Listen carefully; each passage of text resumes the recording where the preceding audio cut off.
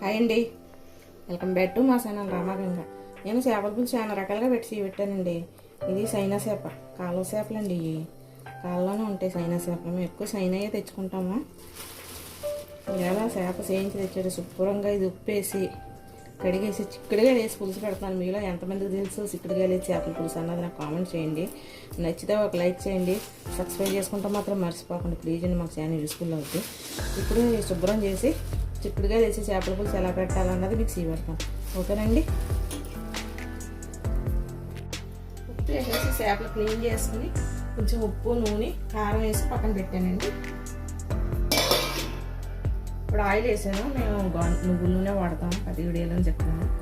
Oil వేడెక్కాక కొద్దిగా మెంతులు, చేపల పులుసులో మెంతులు వేసుకుంటే చాలా టేస్ట్గా ఉంటుందండి. అందులో ఎంతమంది తెలుసామని కూడా కామెంట్ చేయండి.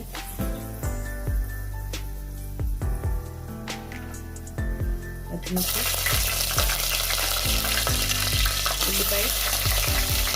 ఉల్లిపాయలు మిక్సీ పెట్టుకున్నామండి.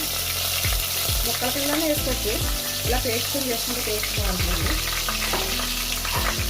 ఇప్పుడు నేను చేపల పులుసు ఎంతమంది పెడతారో కామెంట్ చేయండి. చిక్కుడుకాయలు సైనా చేప పులుసు చాలా టేస్ట్గా ఉంటుంది.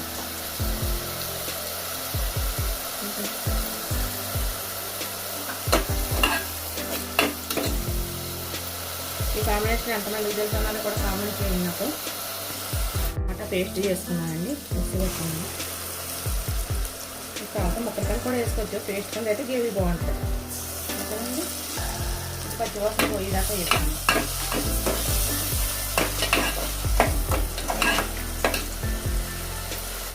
నాన్ వెజ్ కూరలకి నేను ఉప్పు పసుపు బయటకు తీసుకుంటానండి. దీనికి సరిపడగా కారం, పసుపు కూడా అందులో వేస్తానండి.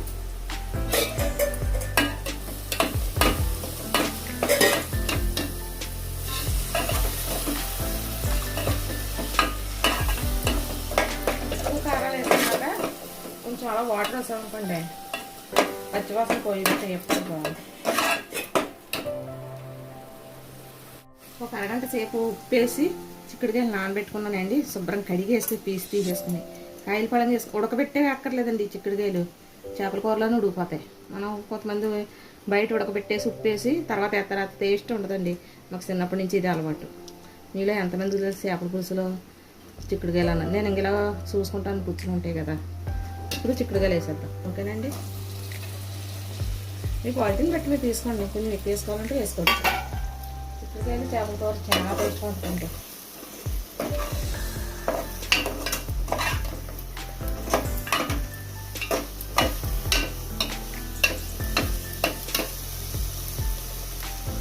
నిమ్మకాయ సైజు అంత చింతపండు తీసుకున్నానండి. కొంచెం పలసగా తీసుకున్నాను, చిక్కుడుగా ఉడకాలి కదండి. ఓకేనండి. ఇందులో చింతపండు పులుసు వచ్చేద్దాం. కొత్తిమీర దింపేటప్పుడు వేద్దాం, శనగ కూడా దింపేటప్పుడు వేస్తానండి. అయితే చేప ముక్కలు మాత్రం ఉడికేటప్పుడు చిక్కుడుగా కొంచెం ఉడికాక చేప ముక్కలు వేస్తానండి. ఉప్పు కారం వేసి పెట్టేసుకున్నాను కదా చేప ముక్కలు. ఉడికేటప్పుడు చేప ముక్కలు వేస్తాను. చిక్కుడుగా కొంచెం 3 వంతులు ఉడికిపోయాక చేప ముక్కలు వేస్తాను. నేను ఇందులో మసాలాలు ఏమైనాయండి, జీలకర్ర, అల్లం, ఎల్లుల్లిపాయ, ధనియాలు పేస్ట్ అంతే తప్ప గరం మసాలా గట్టి ఏమి వేయక్కర్లేదు. వేసినా బాగుంటుంది. నేను పేస్ట్ వేసిద్దాం కూడా వేసాను. ఓకేనండి. ఇప్పుడు మూత పెట్టేసుకుందాం.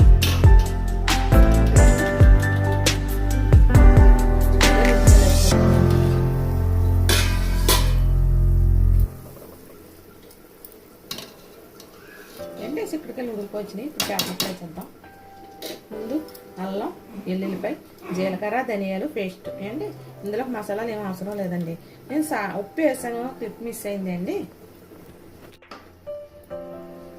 ఇంకా చేప ముక్కలు సైనా చేప ముక్కలు. మీలో ఎంతమందికి తెలుసు చేపలు చాలా రకాలు ఉన్నాయి కదండి. సైనా చేప ఇందులో వేసేసుకుంది. టేస్ట్ సూపర్గా ఉంటుందండి చిక్కుడుకాయల ఫ్లేవరు. ఒకసారి ఇలా ట్రై చేయండి, ఎలా వచ్చిందన్నది కామెంట్లో చెప్పండి.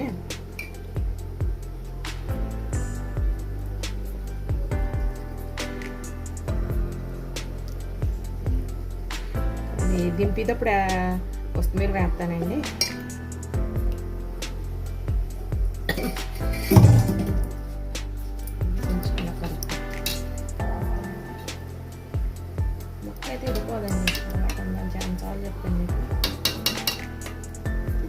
ఇంట్లో మీరు ఏం చేశారన్నది కూడా నాకు కామెంట్లో చెప్పండి.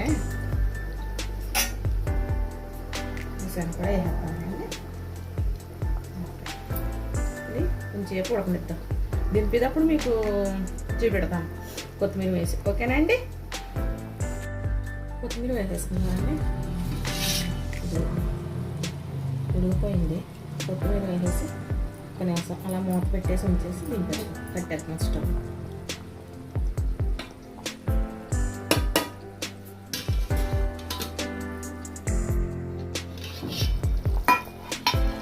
కట్టేద్దామంటే స్టవ్ ఆఫ్ చేసేద్దాం.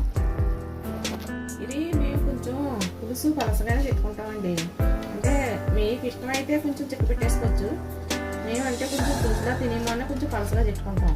అది ఇష్టం లేని వాళ్ళు ఇంకా దగ్గరగా దగ్గర పెట్టేసుకోవచ్చు అండి. ఇదండి చేపల పులుసు.